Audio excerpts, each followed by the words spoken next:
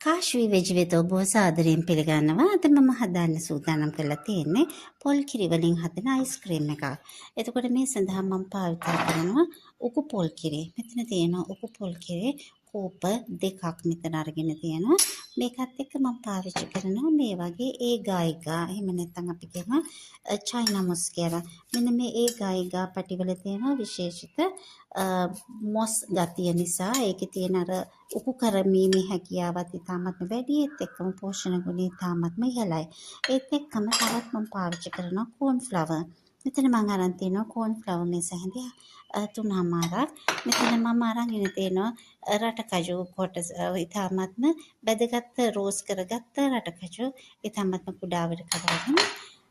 මෙතන තියෙනවා පිටිකිරි මේස හැඳි 3මාරක්. මේක වෙනුවට කැමැතිම පිටිකිරි ජාතියක් පාවිච්චි කරන්න පුළුවන්. ඒත් එක්කම මම ගන්නවා මේකට මිල්ක් මේඩ්. මිල්ක් මේඩ් මම ගන්නවා මෙතන මේස හැඳි 3මාරක්. ඒත් එක්කම අපිට අවශ්‍යයි වැනිලා. ඒත් එක්කම මම මේක හදන්නේ වැනිලා සහිත පොල් කිරි අයිස්ක්‍රීම්. ඒත් එක්කම පැණි ප්‍රමාණයක් මම එකතු කරනවා. මේ පැණි ප්‍රමාණයත් මේකේ තියෙන විශේෂිත රසය තවත් වැඩි කරනවා. එතකොට මේ ප්‍රිපරේෂන් එකේ මම මුලින්ම කරන්නේ පෑන් එකක් අරගෙන ඒකට මම දාගන්නවා මම සූදානම් කරගත්ත චයිනාමොස් ටික. මේක මම වතුර ස්වල්පයක දාලා මේක හොඳට උකු කරගෙන තික් කරගන්නවා. මෙන්න මේ තික් කරපෝ මේ මික්ස්චරණයට තමයි මම මගේ අනිත් ඉන්ග්‍රීඩියන්ට්ස් දාලා කලවම් කරන්නේ. අපි දැන් බලමු මේක කොහොමද සූදානම් කරගන්නේ කියලා. මේ වගේ පෑන් එකකට වතුර ස්වල්පයක් එක දාලා රත් කරගෙන යනකොට මම මේකට දැම්මා වතුර කෝප්ප භාගයක්. අපි චයිනාමොස් එක හොඳටම දිය වෙනවා. එතකොට මෙන්න මේ පැටි වගේ ප්‍රමාණය තියෙන එක දිය වෙලා ගිහිල්ලා අන්තිමට මට උකු ද්‍රාවණයක් ලබා ගන්න පුළුවන්. එතකොට මේ චයිනාමොස් වල තියෙන්නේ විශාල ප්‍රමාණයෙන් ෆයිබර්ස් එක්කම ප්‍රෝටීන් සහ විශේෂිත ඛනිජ ලවණ මේක විශාල වශයෙන් අඩංගු වෙලා තියෙනවා. මේ චයිනාමොස් වල තියෙන විශේෂතාවය තමයි මේකට ඇඩ් කරන පෝෂණය වගේම මේක අයිස්ක්‍රීම් එක ගම කරන්න තික් කරන්න අපි කිසිම රසායන ද්‍රව්‍යයක් පාවිච්චි කරන්නේ නැහැ. ස්ටැබිලයිසර්ස් එහෙම නැත්නම් තික්නින් ඒජන්ට් එහෙම නැත්නම් අපි සාමාන්‍යයෙන් කතා කරන ස්ටැබිලයිසිං ඒජන්ට් වගේ කිසිම දෙයක් මේකට පාවිච්චි කරන්නේ නැහැ. මේක අතිශයින්ම ස්වභාවික දේවල් වලින් විතරක් හදන අයිස්ක්‍රීම් එකක්. මේකේ රසය ඉතාමත්ම වැඩි ඒත් එක්කම ගුණයත් ඒ වගේම ඉතාමත්ම ඉහළයි. මේ වගේ රත් කරගෙන යනකොට එක අවස්ථාවකදී අපිට පේනවා මේ පැටි ඔක්කොම දිය වෙලා ගිහිල්ලා මේක තික් ද්‍රාවණයක් විදිහට තමයි හැදෙන්නේ.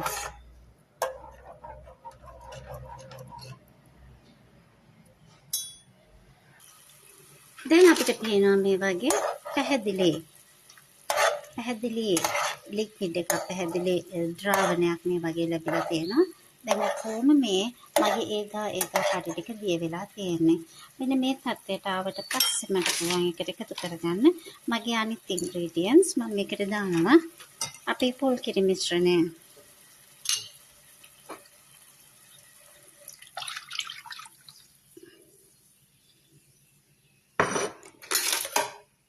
එකින් එක දානකොට මම මේක නොනවත්වාම හැඳි ගන්න ඕනේ. නැත්නම් මේක මිශ්‍රණය උකු වෙලා විශාල වශයෙන් කැටි ගැහෙන්න බලනවා. කිරි ටික කැටි ගැහෙන්න බලනවා.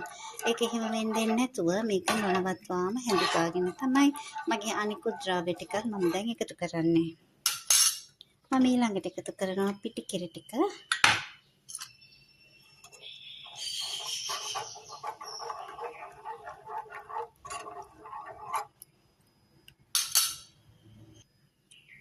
මම මේකට රස වෙනුවෙන් ඉතාමත්ම කුඩා ප්‍රමාණයක් ලුණු එකතු කරගන්නවා.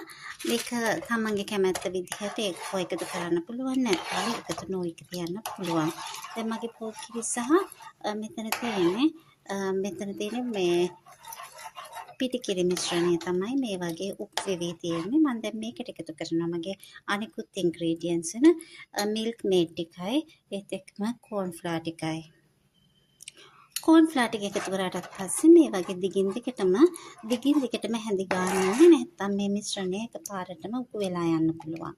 දැන් මේකේ පැණි රස ගන්න තමයි මම මේකට මිල්ක් මේඩ් ඒ වගේම මේක තව ටිකක් ඝන වෙන්න උප මිශ්‍රණය පහසුවෙන් හදාගන්න තමයි මිල්ක් මේඩ් මම මේකට එකතු කරන්නේ. මිල්ක් මේඩ් වලත් මේකෙන් එන පැණි වලිනුත් එන පැණි රස සාමාන්‍ය හොඳටම ඇති. එහෙම නැත්නම් පැණි රහ මදි කියලා හිතනවා නම් තමන්ගේ රුචිකත්වයේ විදියට පුළුවන් රතු සීනි ටිකක් එකතු කරගන්න. රතු සීනි මේ සැඳි 3ක් එකතු කරගන්න පුළුවන්. එතකොට එන රසය තවත් වැඩි. මම දැන් මේකට මිල්ක් මේඩ් ටිකක් එකතු කරගත්තා. දැන් මට පේනවා මේකේ මිශ්‍රණය දැන් ටික ටික තව තවත් ඝන වේගෙන යන බව. එතකොට මෙන්න මේ අවස්ථාවේදී මට පුළුවන් වැනිලා ටිකයි මම එකතු කරගන්න ලෑස්ති කරගෙන තියෙන. මෙතන තියෙන මම කපාගත්ත රටකජු ප්‍රමාණයක් මම මේකට එකතු කරගන්නවා. මේ මිශ්‍රණය නොනවත්වාම හැඳ ගන්න ඕනේ. එහෙම නැත්නම් මේ මිශ්‍රණය එකනටම උකු වෙනවා. එතකොට උකු වුණොත් අපිට පොඩ්ඩක් අමාරුයි ඒක අයිස්ක්‍රීම් මිශ්‍රණයට හදාගන්න. එකපාරට උකු වෙන්නේ නැතුව අඩු කින්දරේ ටිකක් වෙලාවක් මේ වගේ හැඳ ගාගෙන යනකොට තමයි අපිට අවශ්‍ය විදිහට පදම මේකෙන් ලැබෙන්නේ.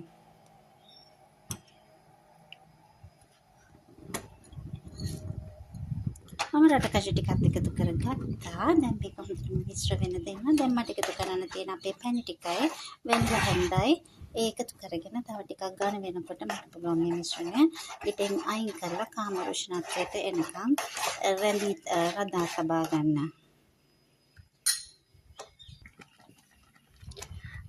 මම මේකට පුළුවන් මගේ වැනිලා ස්වැප් එකතු කරගන්න. මම දැන් මිශ්‍රණයට වැනිලා ස්වැප් එකතු කරගත්තා. දැන් මට එකතු කරගන්න තියෙන්නේ අපි ලෑස්ති කරගත්ත තියෙන පැණි ප්‍රමාණය තමයි මේකේ තියෙන පැණි රස ගතිය එක්කම පැණි ගතිය එක්කම රස තව වැඩි කරගන්න පුළුවන්. මේකට එකතු කරගන්න පැණි ප්‍රමාණය එකතු කරගන්න.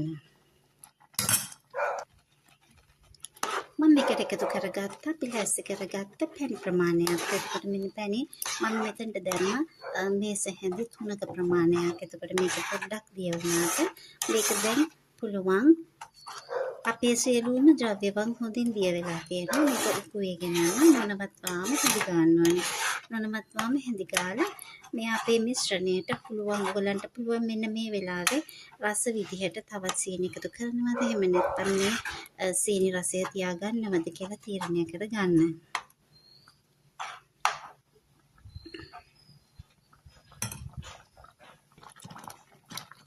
මෙන්න මේ පදමට ආවට පස්සේ මට පුළුවන් ලිප නිවන්න. මේක දැන් හොඳටම උකු වෙලා තියෙනවා. අපේ කෝන්ෆ්ලවර් එකම ඒ ගායකා මේ මිශ්‍රණයට ඉතාමත් ඝනකම තික් ගතියක් ලැබලා දීලා තියෙනවා. මම මේකේ රහ බැලුවා. මට මේකේ තියෙන පැණි රස ප්‍රමාණය හොඳටම ප්‍රමාණවත්. ඒක නිසා මට තවත් සීනි එළියෙන් දැමීම අවශ්‍ය නැහැ. මෙන්න මේ අවස්ථාවේදී ඔබට පුළුවන් මේකේ රස බලන්න. මම දැන් ලිප මේකෙන් ඕෆ් කරනවා.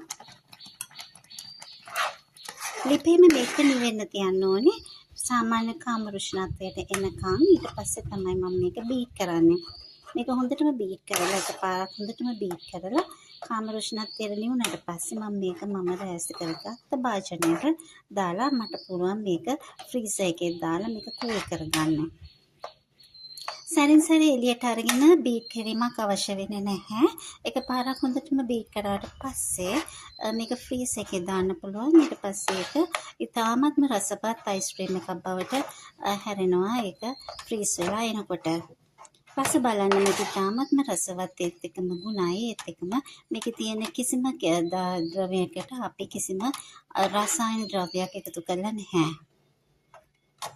ඉතාමත්ම රසෙත මේ අයිස්ක්‍රීම් එක ඉතාම පහසුවෙන් හදාගන්න පුළුවන්. අඩුවම ද්‍රව්‍ය ප්‍රමාණයක් තමයි අවශ්‍ය වෙන්නේ.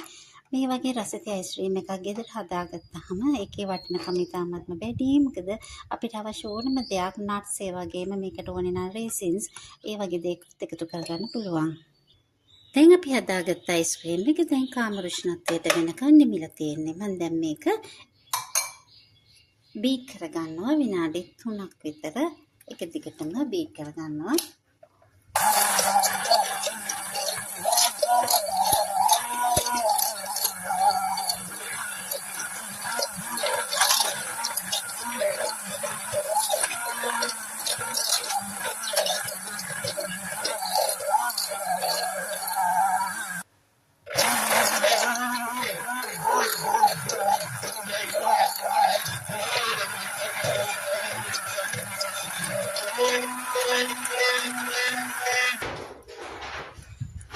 පුළුවන් මේ බීට් කරපු අයිස්ක්‍රීම් මිශ්‍රණය කන්ටේනර් එකකට දාලා ඩීප් ෆ්‍රීසර් එකට එකතු කරන්න. එතකොට මේක ආයිමත් සැරෙන් සැරේ අරගෙන කීප වතාවක් බීට් කිරීම අවශ්‍ය වෙන්නේ නැහැ. එකපාරක් හොඳට විනාඩි 3-4ක් බීට් වුණාම හොඳටම ඇති. දැන් ඒකේ තනිකර හොඳ කන්සිස්ටන්සි එකක් තියෙනවා. කොහොම එකම හෝමෝජීනියස්, ඒ කියන්නේ ඔක්කොම එකම විදිහකට තියෙනවා. ඒ කියන්නේ සාමාන්‍ය අපි වියන්ද පොලෙන් මිලදී ගන්න අයිස්ක්‍රීම් එකක් වගේමයි. අපි දැන් බලමු කොහොමද මේක අපි දාගන්නේ කියලා. අපිට අවශ්‍ය කන්ටේනර් එකට මම මේ වගේ කලින් සූදානම් කරගත්ත කන්ටේනර් එකට මේ අයිස්ක්‍රීම් ටික ඔක්කොම එකතු කරගන්නවා.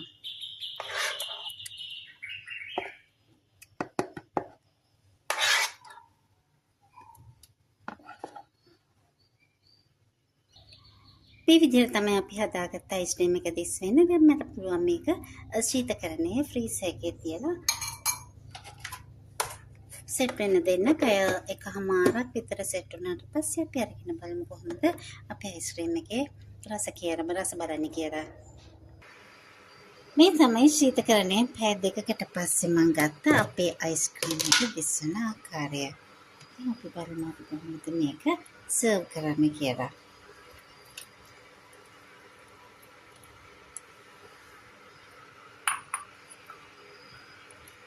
බලන්න පුළුවන් කොච්චර ලස්සනට ඒක හැදිලා තියෙනවද කියලා.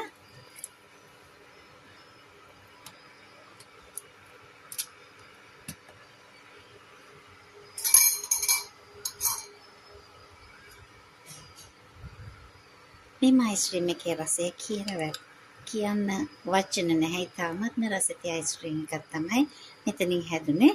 එතකොට මේ අයිස්ක්‍රීම් එක හදලා බලන්න. මොන හරි ඔබගේ අදහස් තියෙනවා නම් අපිට කමෙන්ට් සෙක්ෂන් එකේ එකතු කරන්න. ඉතාමත්ම රසවත් අයිස්ක්‍රීම් එකක්. රසය ඉතාමත්ම වැඩි. සාමාන්‍ය වෙළඳපොලෙන් මිලදී ගන්න අයිස්ක්‍රීම් වලට වඩා මේ අයිස්ක්‍රීම් එක හදන්න ඉතාමත්ම පහසුයි. ටික වෙලාවයි යන්නේ. ඒත් එකම ඉන්ග්‍රීඩියන්ට්ස් ඉතාමත්ම පහසුවෙන් හොයාගන්න පුළුවන් ඉන්ග්‍රීඩියන්ට්ස් තමයි පාවිච්චි කරන්නේ. කාශ්වී වෙජ් සමග එකතු වෙච්ච ඔබ සැමට ඉතාමත්ම ස්තුතියි. අපි නැවතත් මෙවැනිම වීඩියෝ එකකින් හමු වෙමු. ඔබට සුබ දවසක්.